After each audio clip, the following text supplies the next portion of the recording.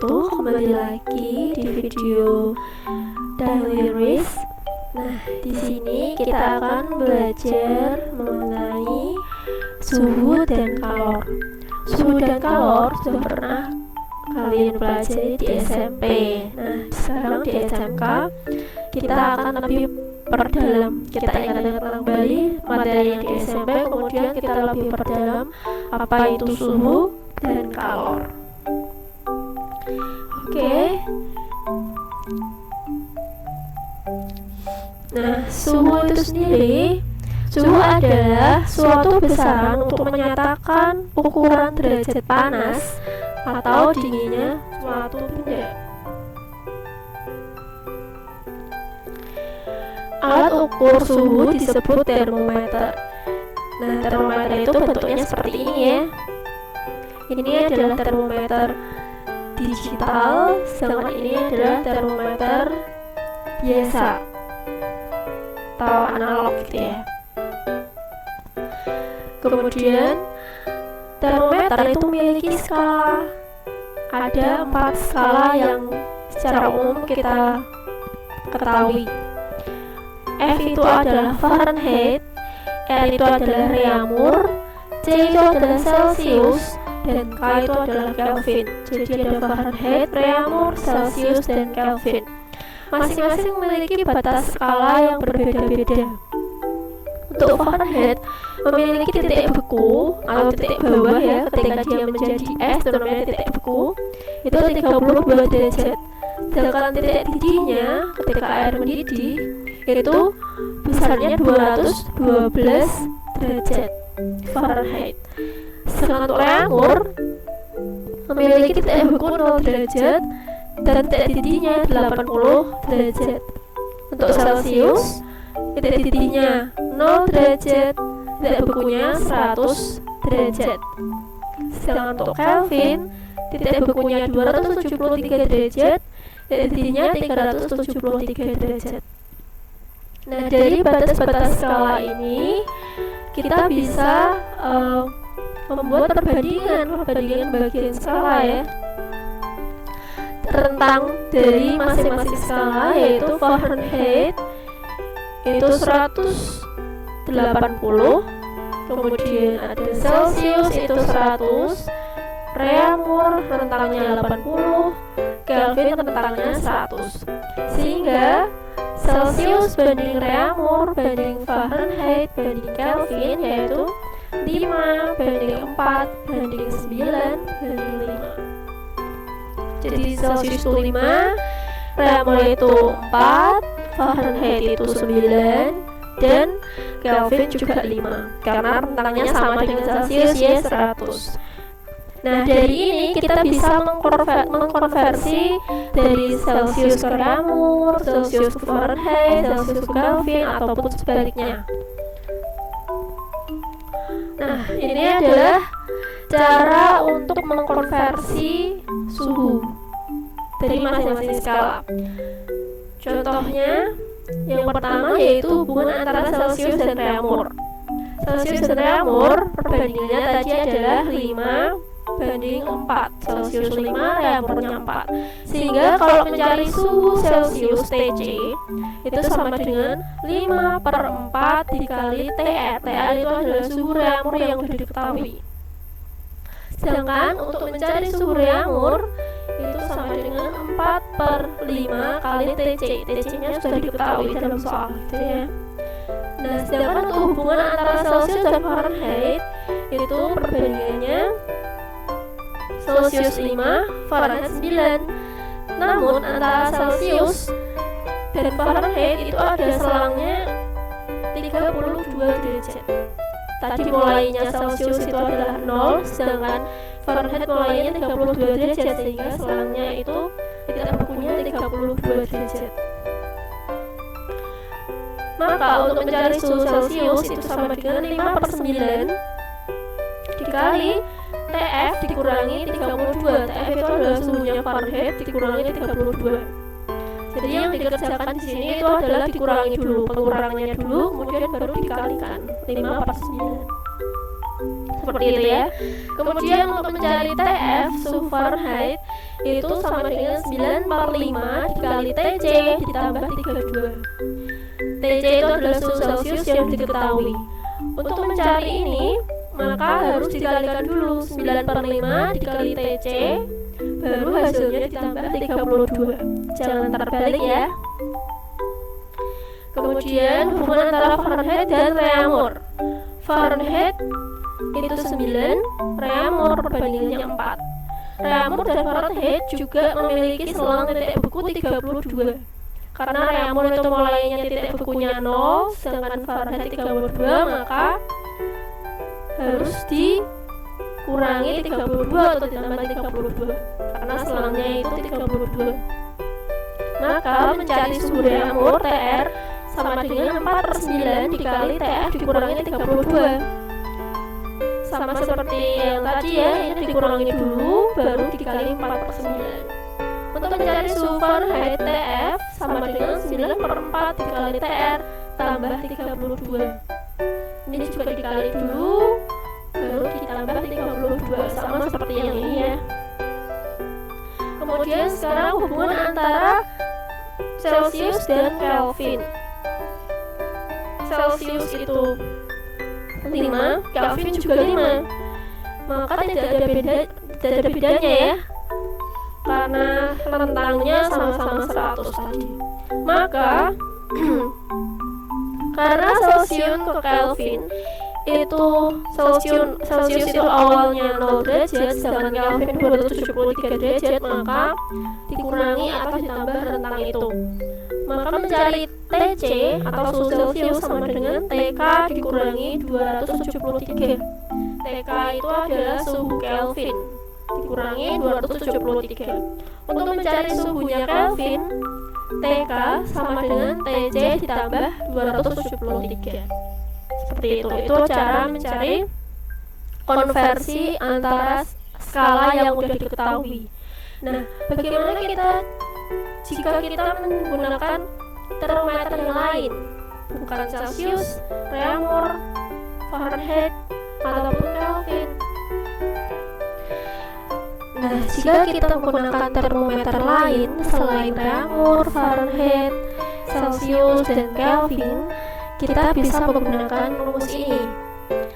X dikurangi XB per XA dikurangi XB sama dengan Y dikurangi YB per YA dikurangi YB. X itu adalah suhu yang diketahui atau dicari pada termometer X. XA itu adalah titik tetap atas atau titik didih termometer X. XB itu adalah titik tetap bawah atau titik beku termometer X. Y itu adalah suhu yang diketahui atau yang nanti dicari pada termometer Y. YA itu adalah titik tetap atas atau titik didih termometer Y, sedangkan YB itu adalah titik tetap bawah atau titik beku termometer Y. Seperti itu ya. Selanjutnya yaitu kalor. Kalor itu adalah salah satu bentuk energi, jadi berbeda dengan suhu ya. Kalor itu adalah energi yang berpindah dari suatu benda ke benda lain karena adanya perbedaan suhu. Contohnya misalkan sendok akan terasa panas ketika dimasukkan ke air teh hangat. Nah, seperti itu. Nah, sendok terasa panas karena adanya aliran kalor dari air teh yang hangat ke sendok. Nah, itu ada membutuhkan kalor. Kalor bisa dicari dengan Q sama dengan M kali C kali delta T. Q itu adalah kalor, satuannya joule atau kalori. 1 kalori itu sama dengan 4,2 joule. Jadi, misalkan di dalam soal yang diketahui kalori atau yang diketahui joule, nanti bisa dikonversi dengan menggunakan ini. 1 kalori sama dengan 4,2 joule. M yaitu massa benda, satuannya kilogram. Delta T itu adalah perubahan suhu, satuannya derajat Celcius.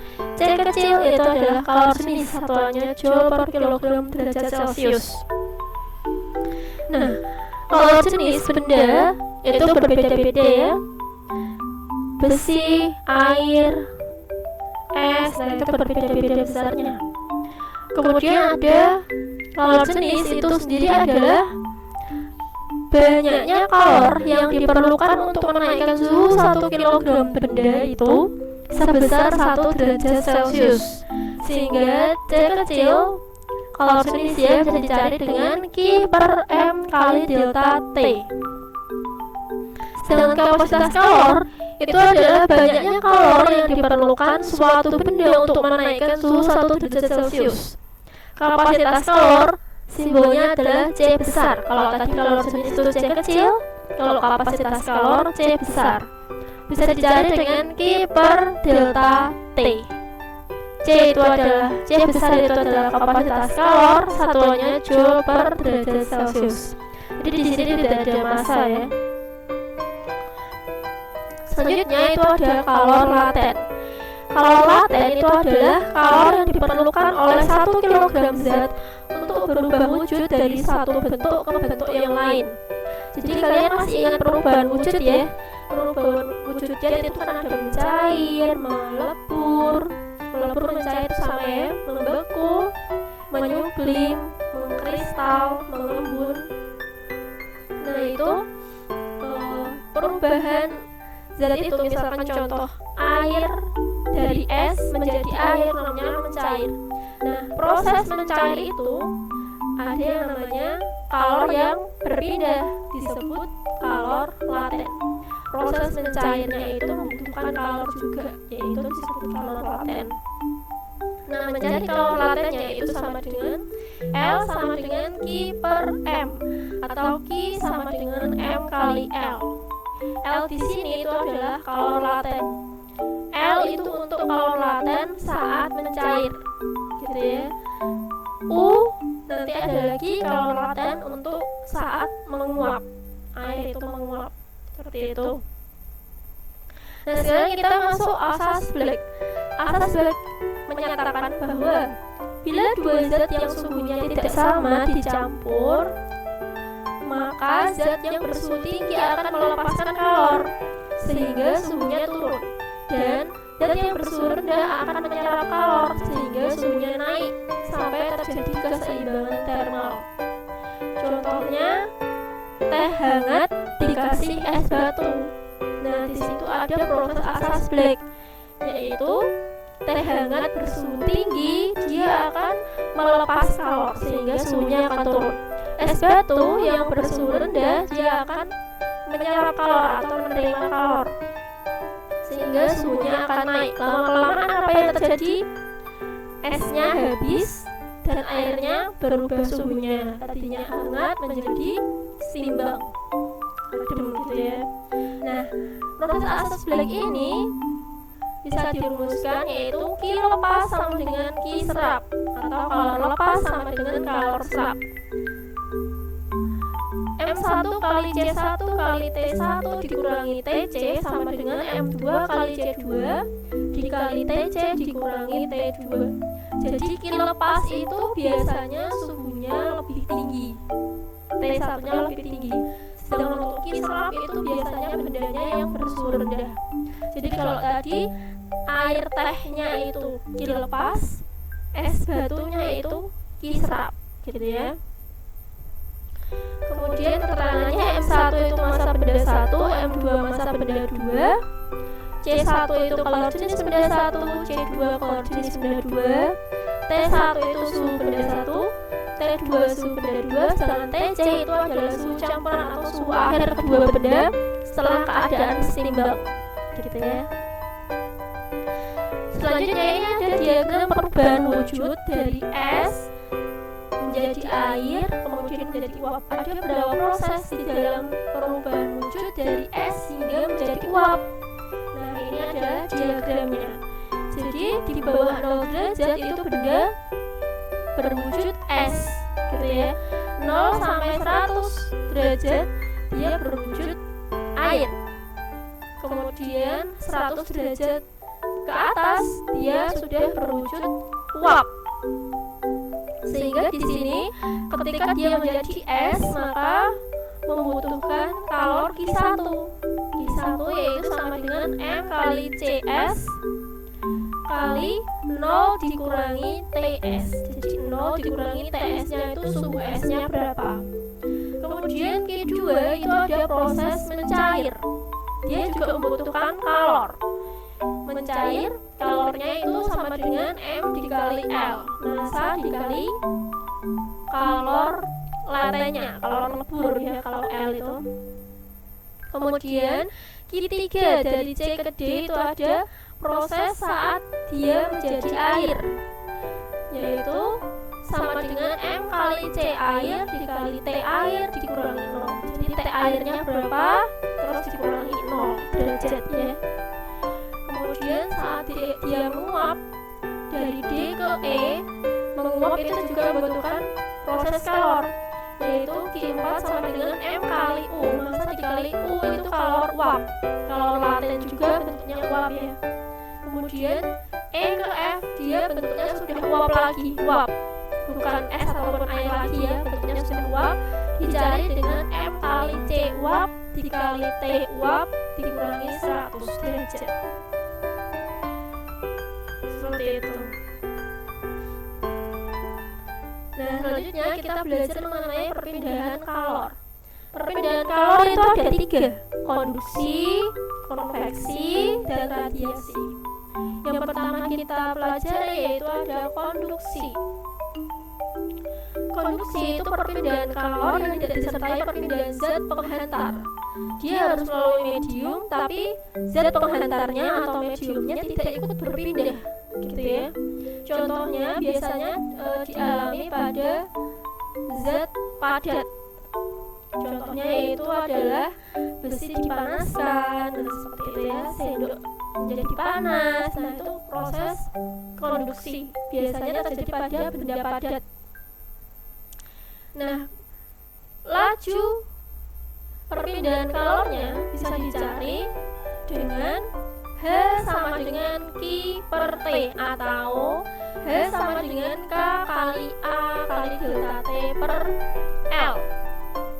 H itu laju perpindahan kalor, satuannya joule per sekon atau watt. Q itu kalor, K itu konduktivitas termal. Jadi setiap benda atau zat padat memiliki konduktivitas termal yang berbeda-beda. Aluminium dengan besi itu berbeda, dan yang lainnya. Kemudian A itu luas penampang. Kemudian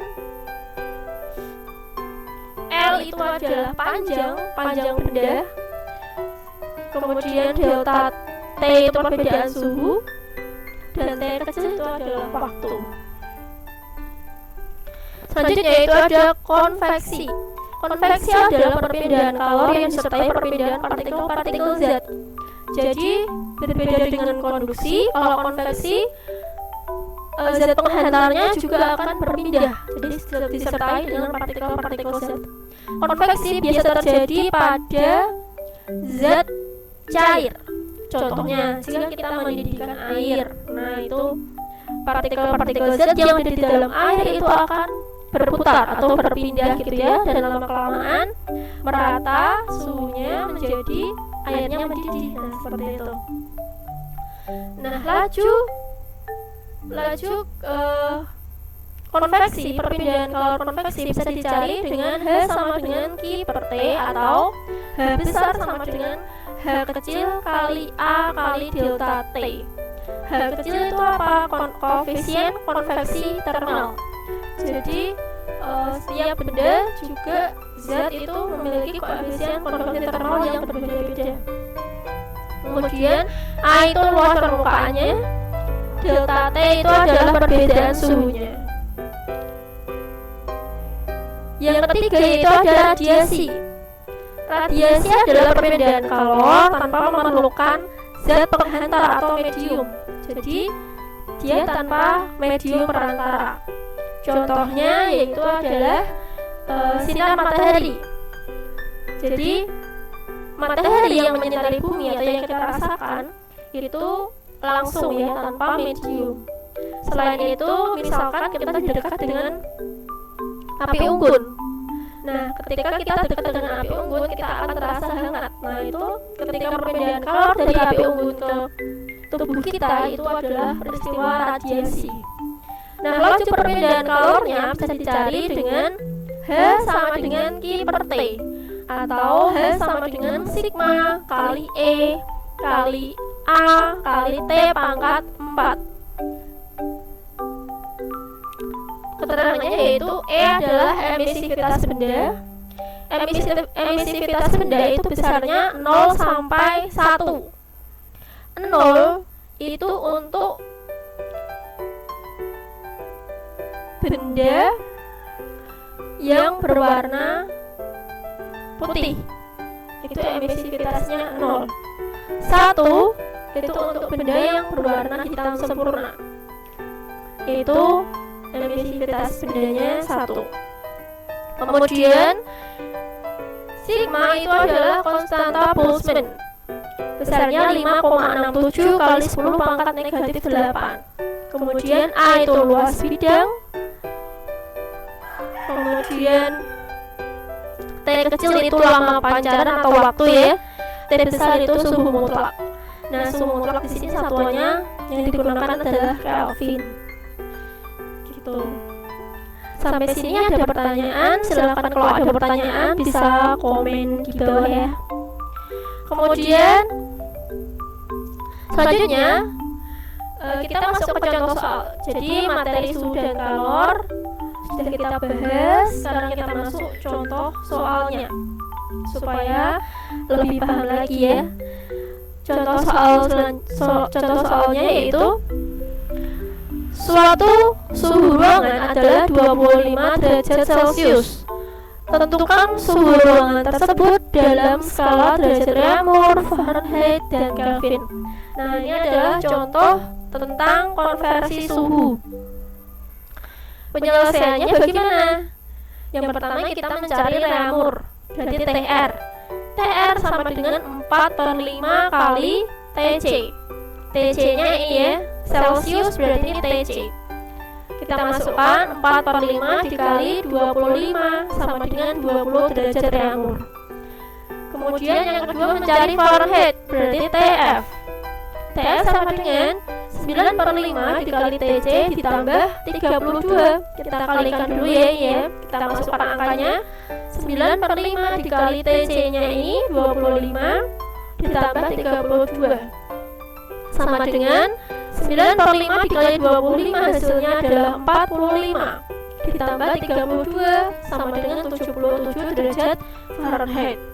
Kemudian TK itu mencari Kelvin ya.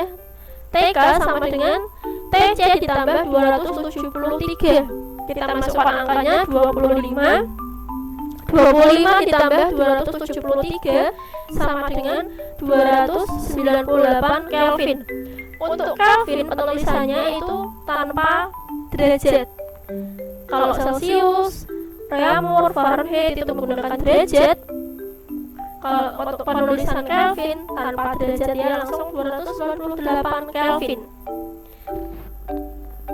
Contoh soal yang kedua yaitu ada sebatang linggis yang masanya 5 kg dipanaskan hingga bersuhu 100 derajat Celcius.